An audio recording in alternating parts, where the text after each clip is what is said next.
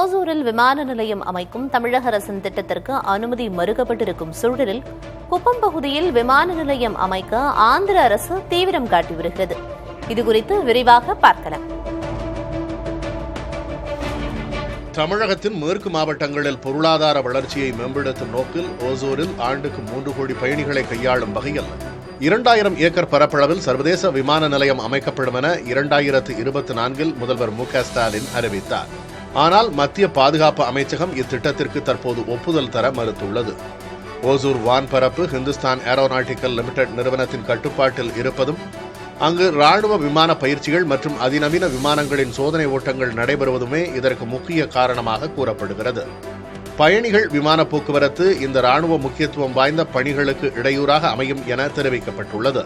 மேலும் பெங்களூரு விமான நிலைய ஒப்பந்தப்படி 2033 வரை 150 கிலோமீட்டர் சுற்றளவிற்குள் புதிய விமான நிலையம் அமைக்க முடியாது என்ற விதியும் நிலம் கையகப்படுத்துவதற்கு எதிரான 12 கிராம விவசாயிகளின் போராட்டமும் ஓசூர் விமான நிலைய திட்டத்திற்கு பெரும் முட்டுக்கட்டையாக உள்ளன.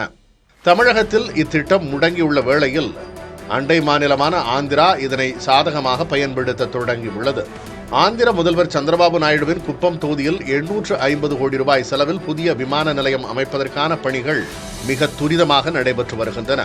இதற்காக 1250 ஏக்கர் நிலம் அடையாளம் காணப்பட்டுள்ளது. ஓசூரிலிருந்து வெறும் 45 கிலோமீட்டர் தொலைவில் உள்ள குப்பத்தில் விமான நிலையம் அமைந்தால் ஓசூரின் பெரும் தொழில் முதலீடுகள் ஆந்திராவிற்கு செல்லும் அபாயம் உள்ளது. ஓசூரில் டாடா, ஓலா போன்ற முன்னணி தொழில் நிறுவனங்கள் உள்ளதால் இங்கு விமான நிலையம் அமைவது பெங்களூரு மீதான சார்பை குறைத்து சரக்கு போக்குவரத்தை வேகப்படுத்தும். எனவே குப்பம் விமான நிலையம் பயன்பாட்டிற்கு வரும் முன்பே அனைத்து சிக்கல்களையும் களைந்து ஓசூரில் விமான நிலையம் அமைக்கும் பணியை தொடங்க வேண்டும் என்பது தமிழக தொழில்துறையினரின் அவசர கோரிக்கையாக உள்ளது.